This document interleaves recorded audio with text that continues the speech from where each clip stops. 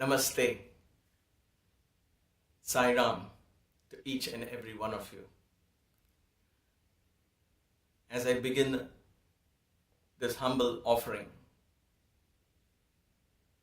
allow me to offer my most humble, prayerful salutations at the feet of our beloved Sadguru, our beloved Bhagavan, Sri Satya Sai Baba.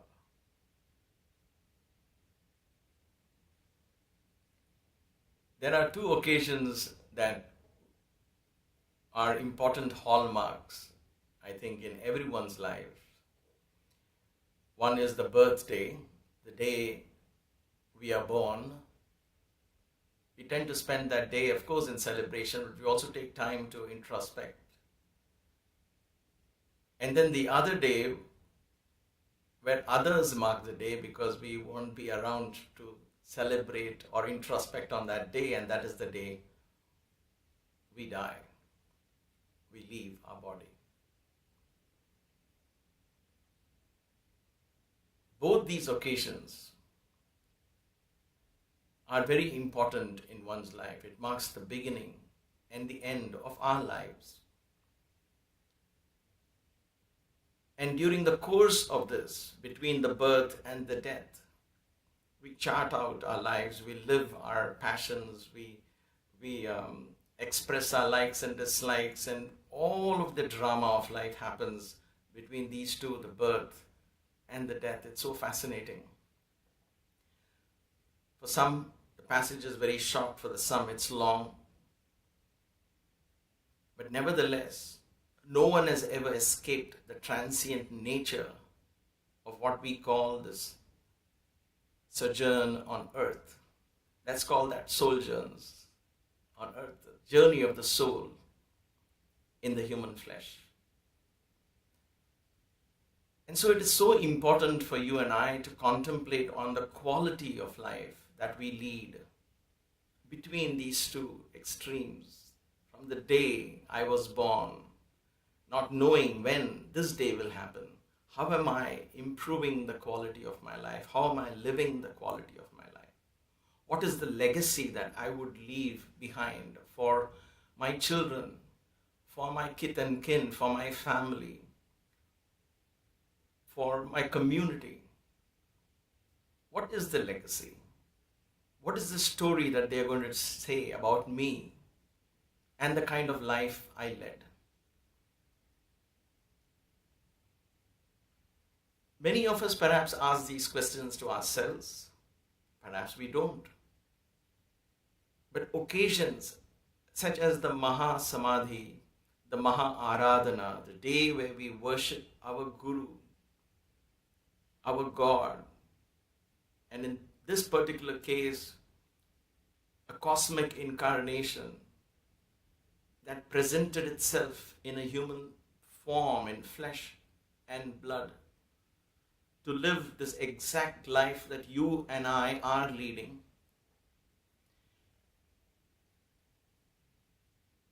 And set an example as to how to live one's life. And therefore today is a very important day for deep introspection, for contemplation, for meditation.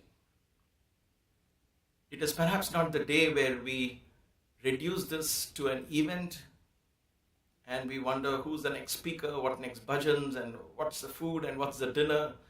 And at the end of the day we say, oh, it's tired, we had such a wonderful program. How much was the participation? How many people clicked yes and they liked, and how many people attended or didn't attend?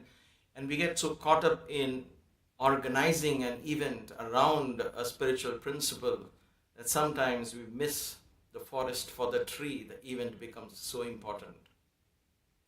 And the spirit behind the event is oftentimes takes the backstage. What to cook for whom and how to organize this. And today now in this time and space, in the last couple of years, we have technology coming in. So there's a layer of complexity, if you will, added on to organizing an event. But let none of these dampen the spirit of an event, especially one like this, a solemn, beautiful, momentous occasion, such as the Maha-Aradhana Day.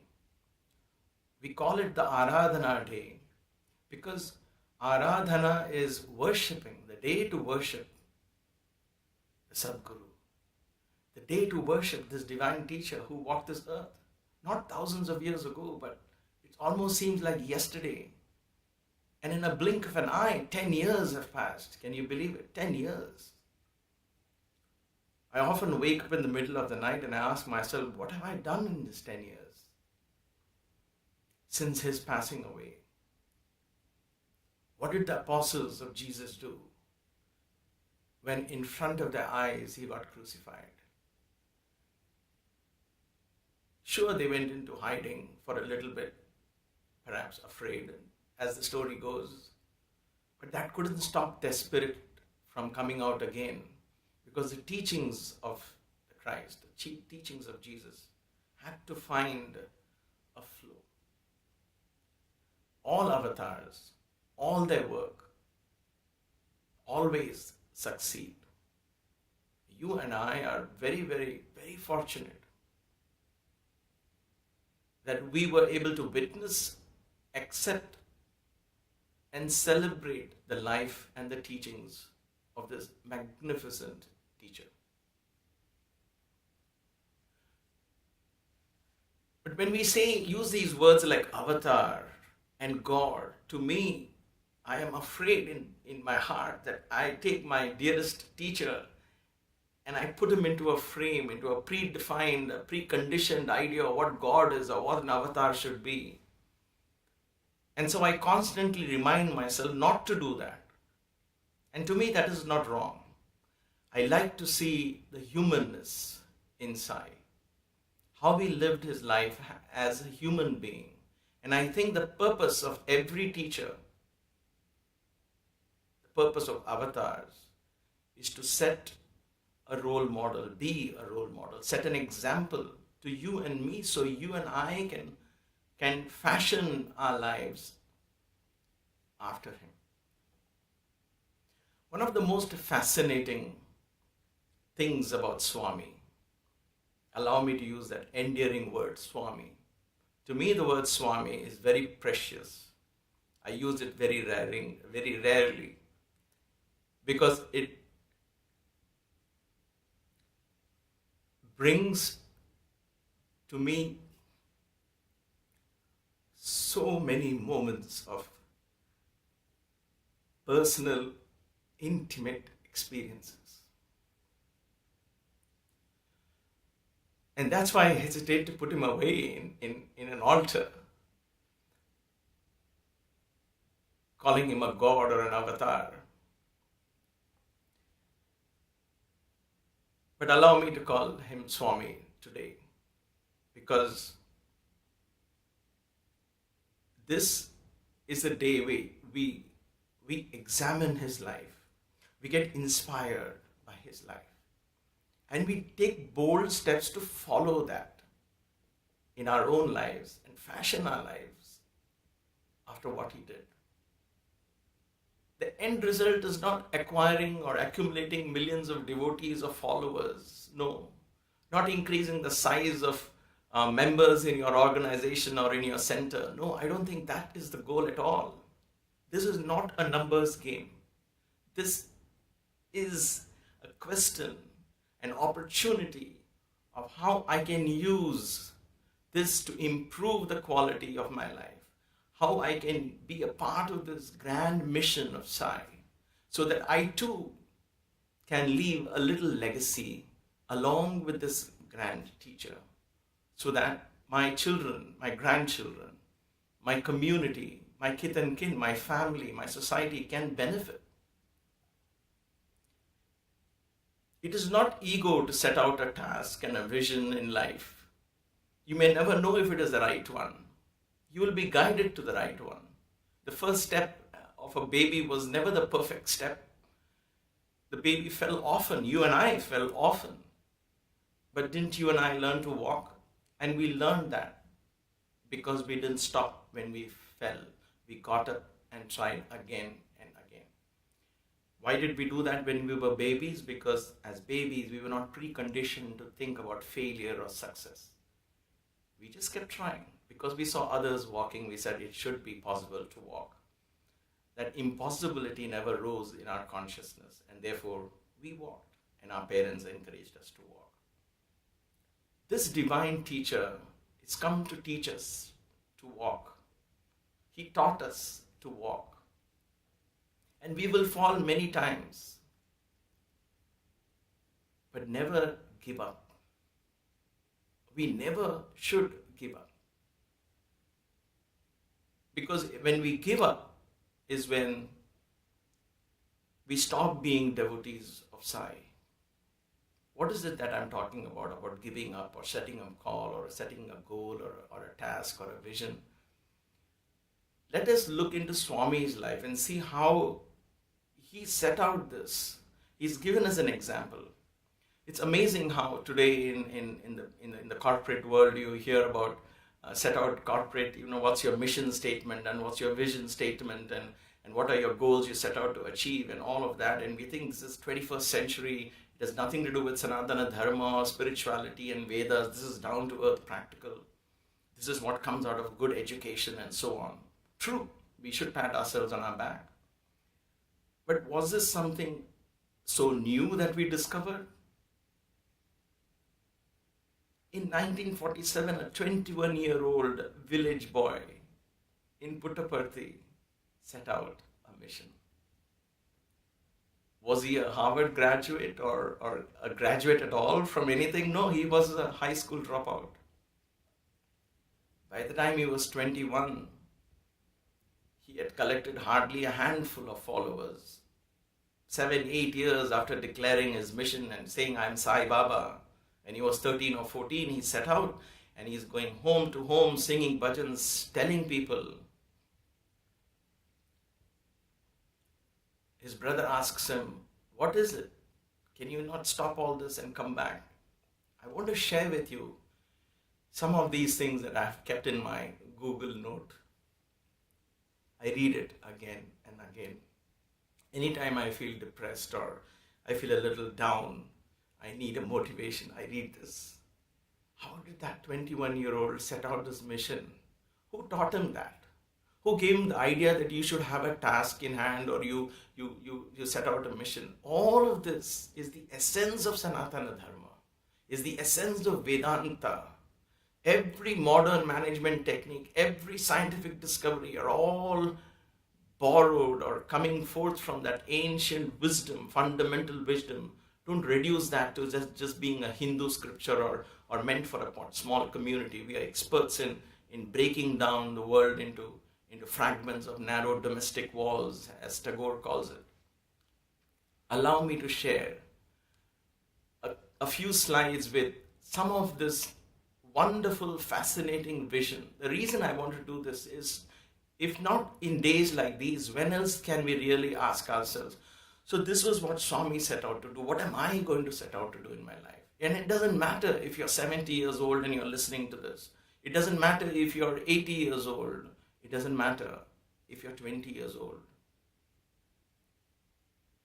Start.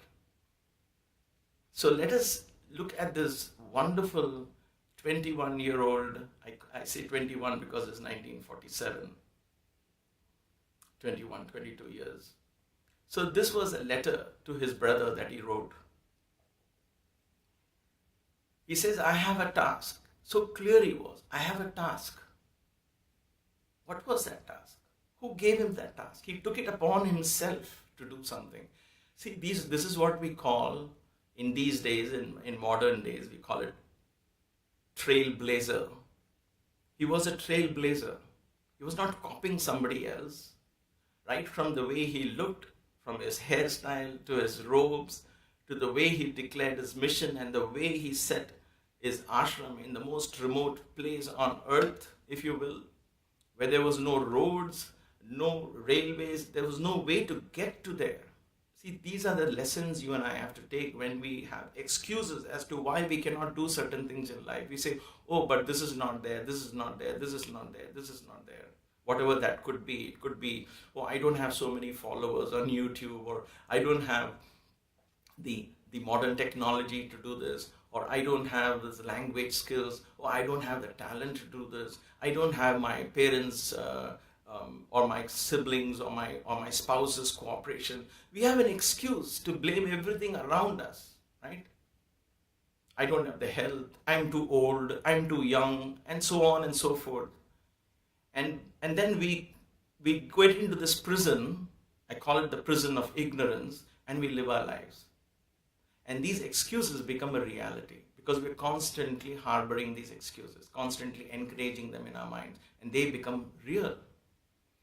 And therefore, you and I and the community at large and everyone around us is today seeking to get a little more money, a little more reputation, a little more popularity, or a little more health, because we have said these are all not in our lives. And therefore, first let all this come in, and then I will think of something more. Guess what? Our entire life goes in just searching for these. But here, Baba, and I know I repeat this a lot in all my talks because this is something I will not be able to get over in this life. Because this is the example. This is what I was looking for as a teenager. Where is that guru who can manifest something out of nothing? Where is that teacher who has nothing in his background, no social upbringing, if you will, or no social contacts, if you will, no networking, as we call it, no riches to bank upon, no education, nothing, right? How does somebody build something out of that nothing? Oftentimes you've heard this, if you have listened to Baba's discourses, or we as students had the privilege of hearing Swami say this. Swami would say, you give me nothing and I will build everything out of nothing. And he would show his palm. He'd say, this palm, there is nothing. Out of nothing comes everything. And as young boys, at least for myself, I can speak for myself, I would think that this is just, he's talking about his ability to create. Okay, he doesn't have anything in his palm, he waves his palm and creates something. And I would reduce that to a small part of his infinite majesty. What he truly meant was, when you tap into this divine source, you don't need anything other than this divine source. Everything will be provided to you. And he proved that in his life. So I have a task. This 1947. How many devotees you think he would have had to declare this task? So he's not waiting for devotees to come to declare it, right? What was that task? To foster all mankind. Look at that broad vision. Not Puttaparthi, not to help my village. He didn't say, let me start small and see how this goes. Let me be practical. None of that. I want to foster all mankind and ensure for all people lives full of what? Ananda. Ananda is a very beautiful word. Ananda is not happiness or sorrow. It is something beyond that. Ananda, the word Ananda in Sanskrit doesn't have an opposite in terminology. There is no opposite to this. He wants our lives to be full of Ananda. That is the task he took upon himself. Look at that. For all people. He didn't say for Indians, let me first motivate the Hindus or Muslims, or none of that. For all people, I have a task to foster all mankind. I have a vow. He not only had a task, he took upon himself a vow that this is what, a pratigna, if you will. What was that vow? To lead all who stray away from the straight path again into goodness and save them. Some of you and I might think, oh, but we are on the straight path. I don't do anything wrong. I'm not hurting anybody or something. I'm just living a normal life. And that quote unquote normal life is not the straight path. The quote unquote normal life where we satisfy ourselves saying, but I am just a human being, and we go back to watching the same old television shows and eat the same old food, get into that same concept of likes and dislikes, and we build this prison wall, becoming more and more imprisoned in this little sense of who I am. That can hardly be called a straight path. The straight path is the royal path to divinity. Have we carved that path? Has that door opened for us? Or are we still searching for that in different gurus, and Sai Baba becomes one incidental guru, and then, oh, he's gone, who's the next guru now? Somebody else says, Swami is speaking through me, oh, we run to them. And we go here and there where Swami has spoken to us and written for us, and all discourses are available, all teachings are available. His divine form is available. Everything that you ever wanted from an avatar today is available for you and me. And yet, sometimes we say, okay, maybe there's something else. There is nothing else. So he is drawing us from that into the straight path, into goodness, into being divine. And he wants to save us. So that's his vow. He took that vow. All his establishing educational institutions or medical institutions and all of that was an expression, a manifestation of this powerful task and vow that he had taken when he was young.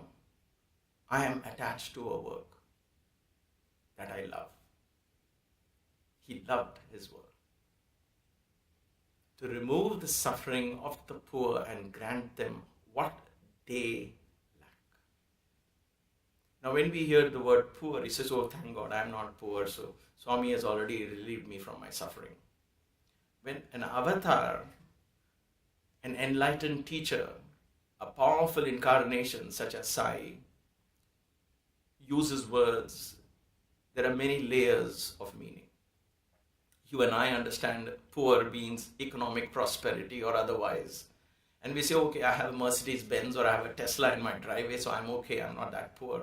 I have meals every day, I don't have to worry about it, so I'm good. This poverty is the poverty of spirit. How many of us, having been associated with Swami, having said that word Swami, Swami again and again, having chanted his name,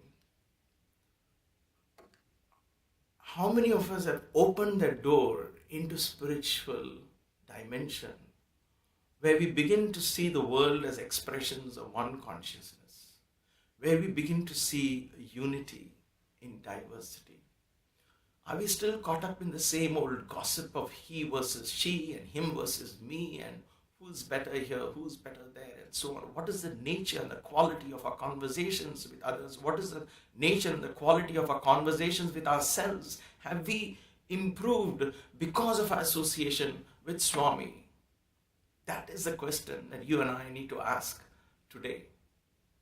Because he has come to grant us what we lack. And in all the discourses of Swami, in all his teachings, in every action of his, every word of his, where somebody was close to him or somebody has not even seen him, at every level he conveyed messages. As a youngster, when I went to Baba and when Swami asked me, what do you want? I said, I want to be in your room. That short period that I stayed with is all I wanted. All I wanted, because that transformed me forever. I never saw or will never see anyone with that intensity of purpose. This was in 1979. I'm showing you a letter in 1947. So 30 years later, that intensity of purpose, his vow, his task, none of that was compromised in any manner. He never compromised who he was, what he believed in. But yet he was open to growth, open to understanding, open to experiments. Some of them worked, some of them took time to work. None of them failed. The water project was a long time in the making. I remember going out a couple of times with these engineers to these villages to explore small little pumps, hand pumps. And Swami used to give them water. We had to provide water to all the villages. This was like fostering all mankind. We had to give water to all the villages. And I would think, I'm just repairing one pump here. And we are going back and sitting at Swami's feet, and he's giving us a nice chance, but he knew it will take time, right? That patience, that perseverance. And somewhere in the 90s, it took off, right? Towards the end of 90s. So it took about 25, 30 years for that project, we call it project, pardon me to just put a label like that that divine mission of Swami to find manifestation. Similarly, in 1968, 20 years after this declaration, he starts the first women's college in South India, where women were still getting out of that clutches of social stigma that was brought upon India because of all those thousands of years of occupation, where women went into in a sense of security. They were not exposed to the society because there were foreigners invading, there were Mughals invading, and so on. So to bring them back to the social strata of society, to re-establish the Shakti principle, he established a women's college first. Women's college, the most controversial step he took first. So it was not to succeed, it was to carry out his uncompromising mission. And then that took time. 20 years later, it became, 10 years later, or 12 years later, it became a university. And that started growing. And then his medical institution, which was a small hospital up the hill in Puttaparthi, slowly began to develop. And at the right time, in 1992, he announced that there is going to be a mega hospital. 1991, I guess. Pardon me for my dates. That is the beauty. Understand that life. Understand the perseverance and the patience. We need things done overnight. And when it doesn't happen, we label it as failure and we try something else and then something else and then something else. And before long, we have spent 10, 20, 30 years and not achieved anything. Can we stick to one path? Knowing that as long as I'm uncompromised and keep trying, with faith in my divinity, that it will find its expression, because this is what I love to do. This is my true nature. This is my task. This is my vow. This is coming from the depth of Baba's spirit. What is the depth of your spirit, my spirit? This is what we need to ask. Where is that finding expression? Have I compromised it, saying, no, but I want my job. Oh, no, I don't know what will happen. I'm afraid. And this fear psychosis has put a kind of a dampener to it. So that was one part of that letter. I'm just taking glimpses. 20 years later, 1968, here in his discourse, most beautiful. This is something I read very, very, very often. It touches my heart so much. He says, I have come to light the lamp of what? Love in your hearts. Because we talk of spiritual enlightenment, we talk of spiritual dimensions, expansion of consciousness, unity and all of that. But all of that experience has to manifest in an expression, right? That expression is nothing else but love. That's my belief. Love is the beginning and the end of it all. Everything is this magic word love, whatever it is. A mother's love for a child is a fraction of this divine love. A brother's love for his brother or a sister, sibling's love is a fraction. A spouse's love for a spouse is a fraction. So we term it as attachment, detachment, this, that. They're all part of this one divine energy. It's a force. It's not simply some emotional thing. It is a force. Love is a force. And the divine love is an expression of that force that is established in the supreme consciousness of being one with the whole creation. Alone I am God. This is what Baba would say. How many times have we heard Swami say this? When I am among women, I am a woman. Among children, I am a child. Among men, I am a man. Alone, I am God. And in that godness, if you will, in that divinity, he embraces everyone, everything. I have come to light the lamp of love in your hearts, to see that it shines day by day with added luster. Just as I sat before I spoke, I just had this thoughts, 1979, 2021, 40 plus years. Do I pat myself on the back? Has my capacity to love increased? Day by day, has it increased? How has that translated itself into action? To see that it shines day by day with added luster. It has to grow. The capacity to love has to grow. You might say, but how much more? look at the lives of great teachers, avatars, incarnations. And then he says very clearly, I have not come on behalf of any exclusive religion. I'm putting this, I rarely use slides when I talk about Swami, but I was very guided today to do this because these are the words we sometimes forget, we don't look at them. I have not come on behalf of any exclusive religion. I have not come on any mission of publicity for any sect or creed or cause, nor have I come to collect followers for any doctrine. That is why in Swami's teachings, you don't have a 1-week course to enlightenment or a short program for spiritual upliftment or stress-free related workshops. None of that. He is going to the very root cause, ignorance. If we don't tap the root cause by all these other workshops and all these other little programs that we pay money excessively in other places and get into that, without knowing the root cause of who this I am is, then all that is simply putting off the fire for now, not preventing it forever. So he had no plans to attract disciples or devotees into his fold or any fold. He was not saying, this is a particular doctrine, you all come and follow me, I am going to give you that. None of that. So what does he come for? The most beautiful part. I have come to tell you. Remember this word. He has come to only tell you, remind you and me of what? Of this unitary faith.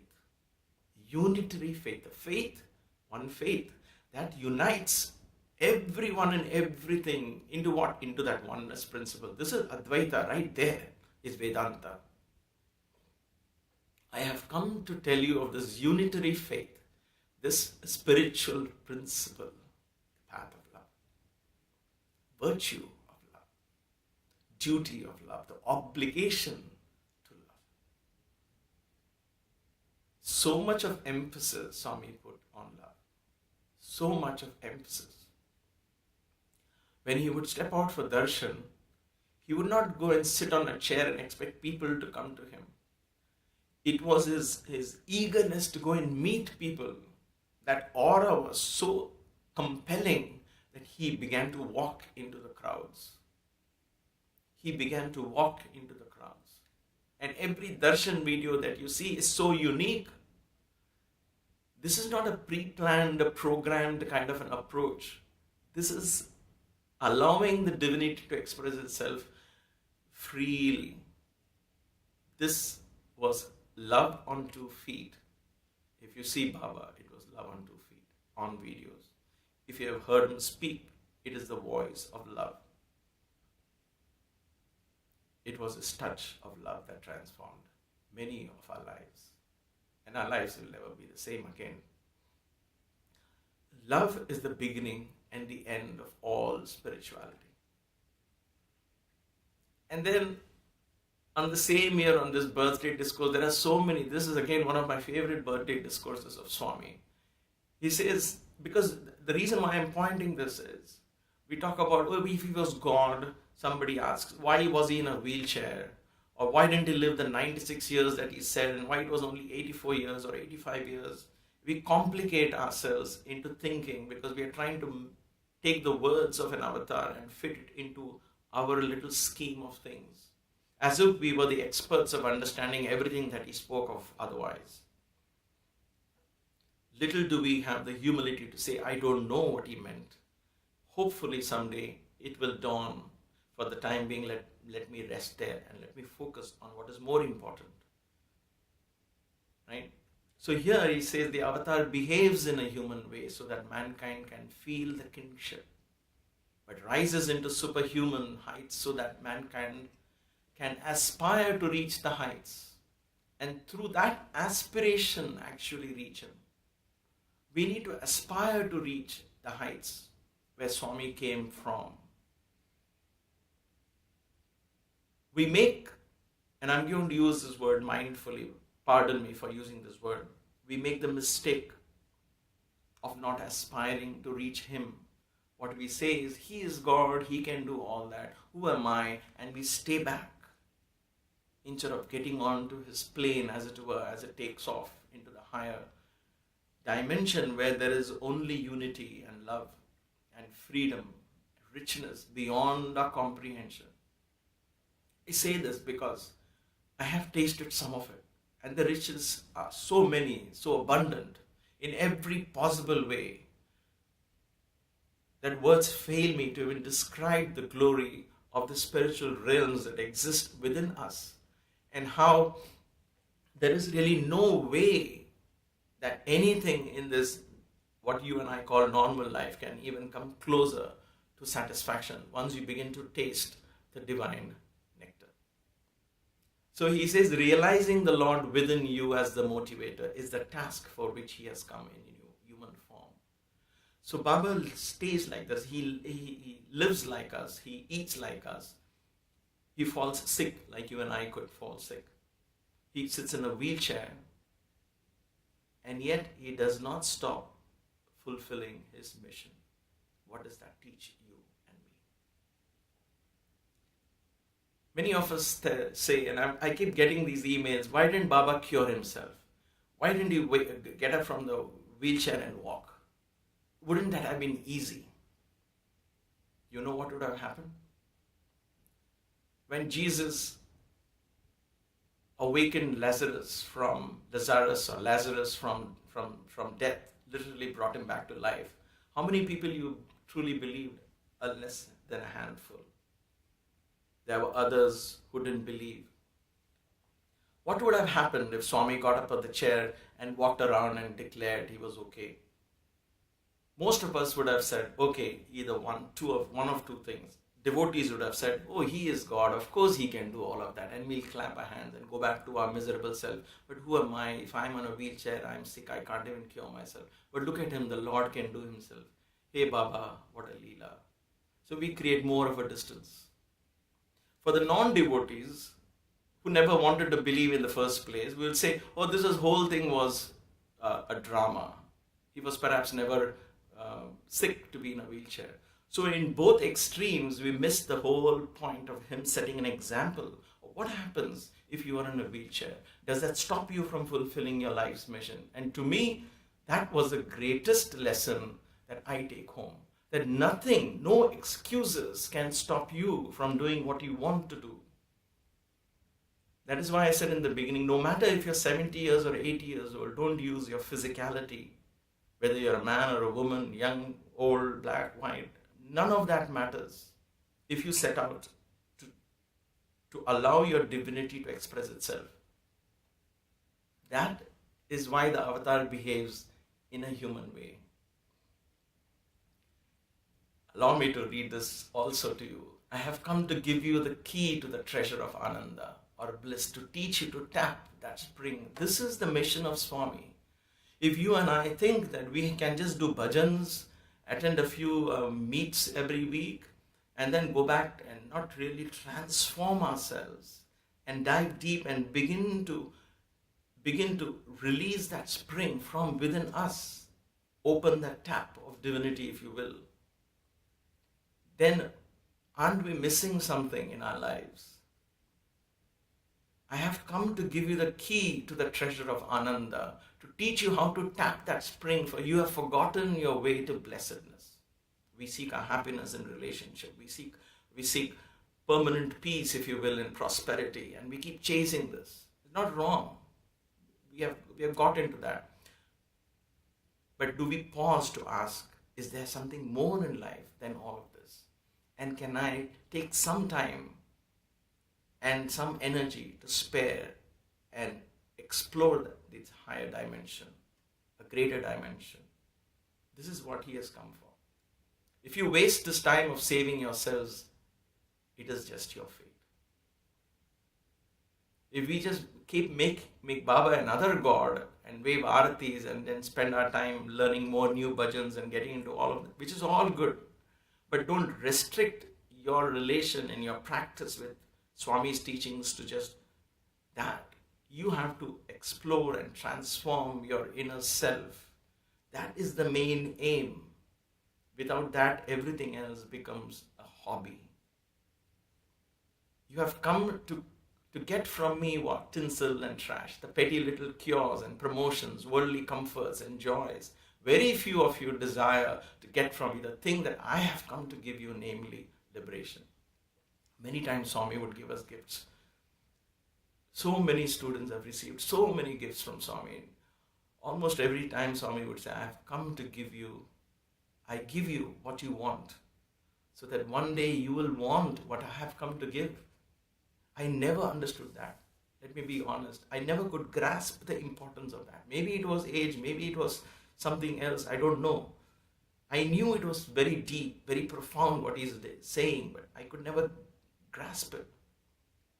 It took so many years for my heart to begin to open to that understanding. What has he truly come to give us? Is he just another super watchman who's going to watch your home when you go on a vacation? You say, Swami, please take care of my home and I'm going on a vacation. Please, Swami, protect me from sickness. I don't want to fall sick. Please. And so he becomes a super doctor, a super watchman. In other words, a superman. You just want a superman to keep you imprisoned in the walls and provide you food, clothing, money whenever you need. And oh, he's good. He's the best superman for me. And so we reduce God to a superman. But this superman, the super Sai, if you will, is not come for that alone. He's come to take you out of your prison. Very few of you desire to get from me the thing that I have come to give you, namely liberation. I know the word liberation seems very distant, very far off, and it's very tempting for you and I to say that's all philosophy. We have to be practical in today's world, and this is reality. This reality that you and I talk of is what media has given you to believe, what you read constantly and constantly reinforce your own set of beliefs that this is real, this is real, this is real, and that appears real to you. The world of war, the world of conflicts and murders and all of that. You and I, we have created this world of conflict, and we constantly reinforce that set of belief. But there is a lot more to understand than this. This is a very small portion of a divine consciousness, a small portion of what the I am is. So, even among these few who stick to the path of sadhana or spiritual practice and succeed are only a handful. 1968, he knew that there will be only a handful of people who will eventually get what I have come to give. He knew it throughout. It's almost like the teacher knows throughout. I also share a very touching incident. I'm not going into that incident, where Baba said, I've come from a plane. I'm standing outside my plane. I'm saying, come into my plane. But you're all sitting there and doing your own projects. భజనలు చేస్తున్నారు, ప్రాజెక్టులు చేస్తున్నారు, అన్ని చేస్తున్నారు, కానీ నా ప్లేన్లో ఎవరు రారు. You're all doing all that, but you're not getting into my plane. So it's almost like the teacher knows throughout that this is what is going to happen. Less than a handful of people will perhaps get what I've come to give. But does that discourage him? My dear brothers and sisters, don't let number game discourage you or encourage you. When I say number games, it is like, how many people are coming to the center? Can we make more people come to the center? Can we make more people come to a study circle? Can we make more people come to a bhajan? What is it that we need to do for more? We are chasing numbers and we compromise on quality. Bhagwan has set an example, and to me that's the finest example, that if your quality and you focus on excellence and in your quality, you will draw people. You will draw. Whoever is meant to be drawn to that, they will come. Because the universe is orchestrating something far more beyond your infinite intelligence, your finite and my finite intelligence and so-called wisdom. There is a bigger orchestration taking place.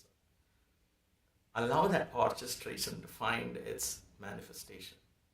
Just be the instrument. Focus on how well can I deliver. If it's a simple bhajan, how well can I be? If I cannot sing a bhajan, let somebody else who can sing more well sing.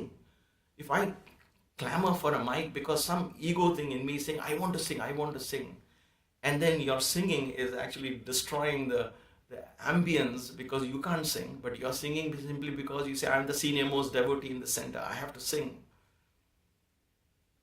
Who is the one who loses there? You of course.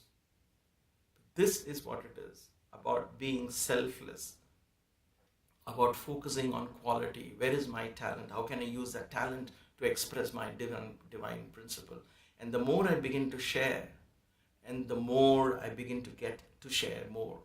It's a beautiful, positive cycle that Bhagavan taught us in his life.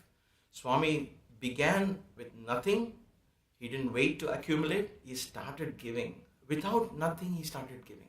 He went to people's homes. He stayed with them. He started teaching. He started singing bhajan. He started giving. And then slowly, land and buildings and institutions all began to form. They were incidental, but he continued in this excellence of giving uncompromised Vedantic wisdom that you are God, you're not different from God. Perhaps some of you thought I'm going to tell stories of Swami, but this is to me the biggest story, his story. How can we learn it through his own discourses? Look at this beautiful paragraph. My task is not merely to cure and console and remove individual misery. He's not saying he won't do it. He's done it for most of us, for many of us, right? But that is not his task. When people say Sai Baba is there in his life, why can't he take care of you? Why can't Sai Baba cure all his Sai devotees? That is not the task of any avatar or any guru.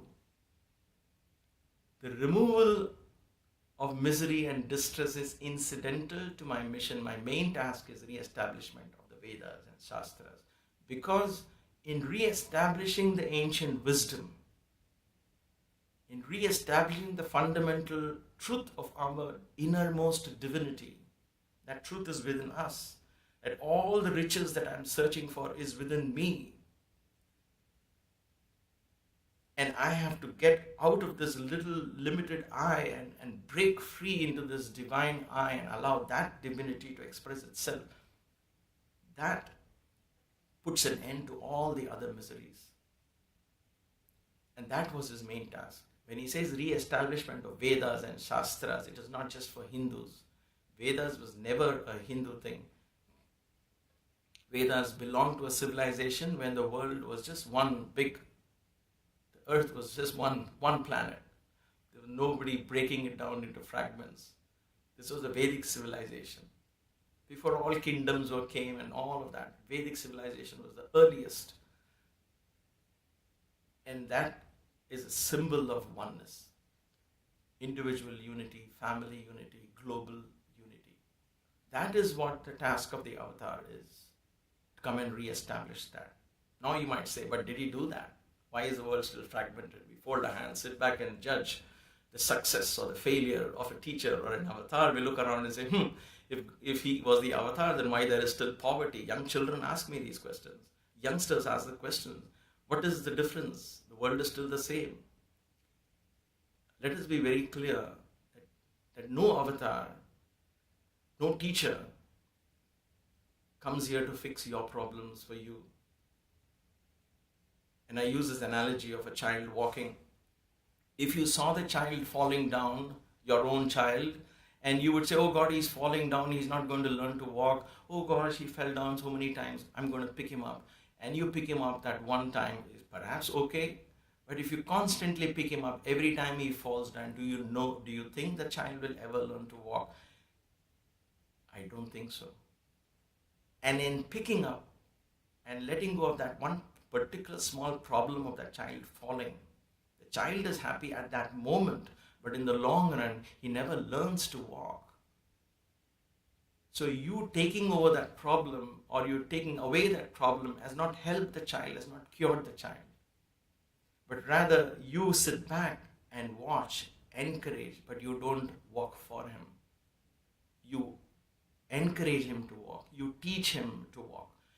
So the way the avatars re-establish Vedas, the way the avatars ignite the golden era is lighting these little candles of love in our hearts.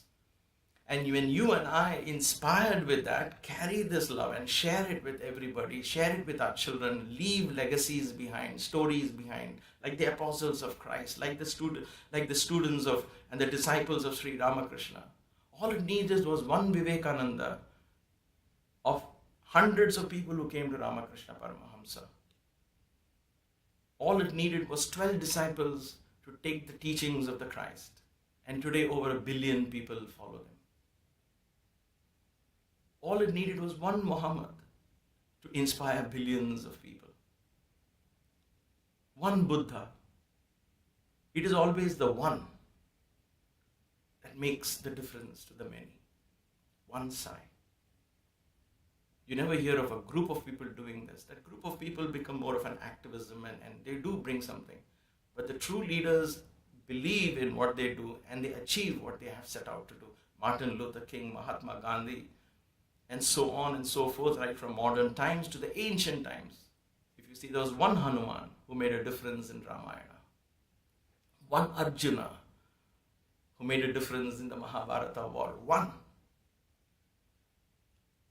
And here is Baba set that lamp and lit that lamp of love in all our hearts. Why can't you and I be that one? We may not be able to see the fruits of our action, doesn't matter. But we can find the joy in being part of something divine. In sharing that love. Don't wait to get enlightened to spread Baba's message. Just begin to share like he did. All things will come unto us. 1992, I remember this most beautiful discourse. I think it was the inaugural discourse of Samako's. And Swami very powerfully and beautifully said, I want you to be leaders to protect the world. Protect the world. You and I. He saw the potential in you and I. That is why you and I are hearing this. Out of 1 billion people or 7 trillion people, a few hundred people are listening to this. Because we have that potential. He saw that potential. He sees that potential in us. I want you to be leaders to protect the world. Leaders like what? Leaders like lions. Look at the qualities he mentioned. Self-reliant, courageous, majestic, just. Every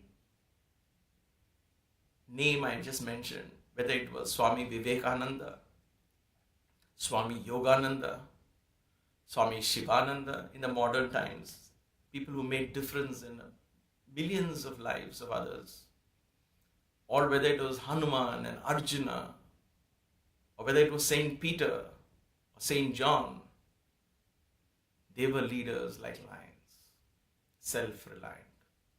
They didn't rely on anyone else. They didn't want somebody to encourage them. They didn't look for subscribers on their channel, and they didn't look for who is following me, who is not following me. Will I be criticized if I say this? What is going to happen? They were self-reliant. They knew that they were tapping into a source, and that source is guiding them, and they allowed that energy to flow without any fear of consequences.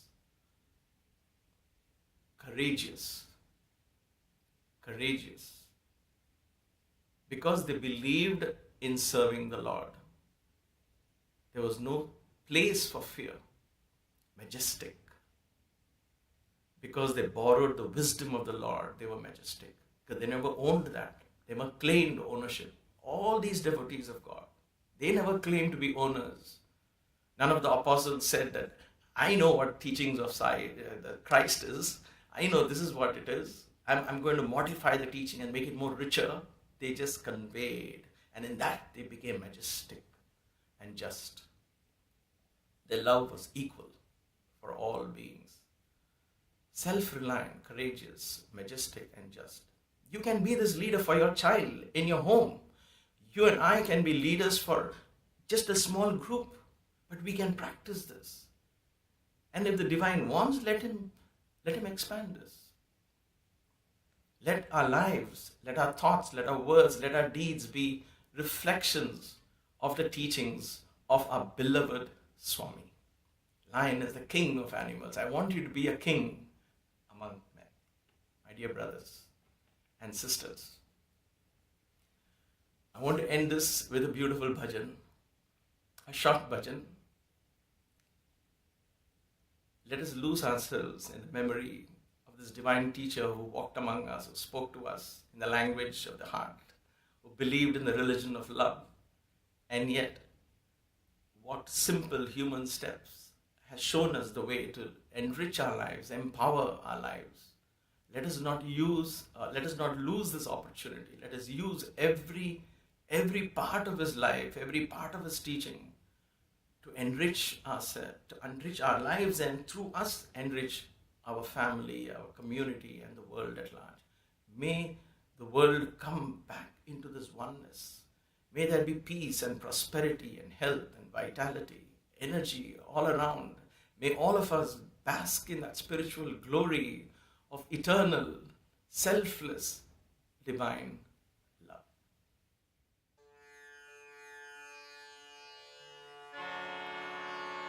Om Sadguruve Namaha. Om Sadguruve Namaha. Om Sadguruve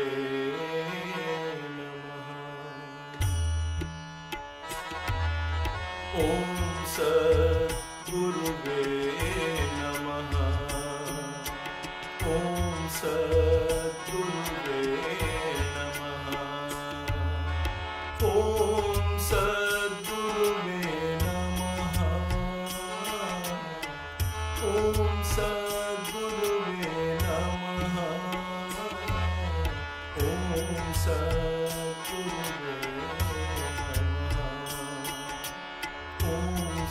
Sadguruve Namaha. Anandamaya Bhagavan, He Premamaya Bhagavan. Anandamaya Bhagavan, He Premamaya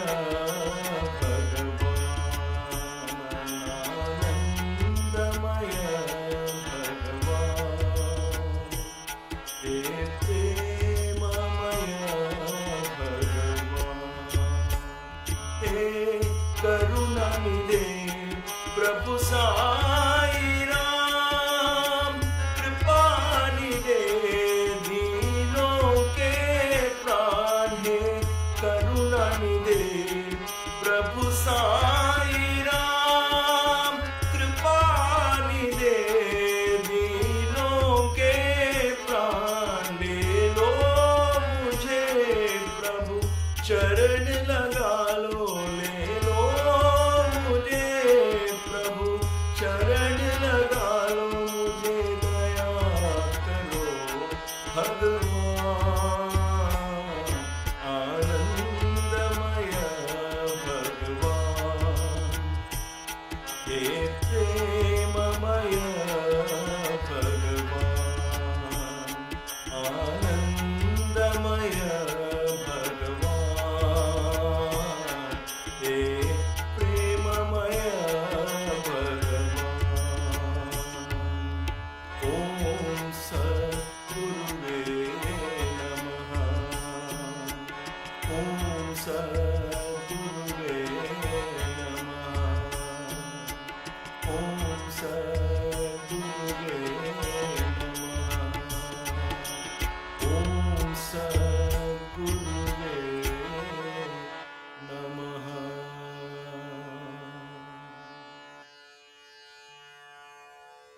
Thank you for your patience and for giving me this wonderful opportunity to be of such service. Jai Sai Ram.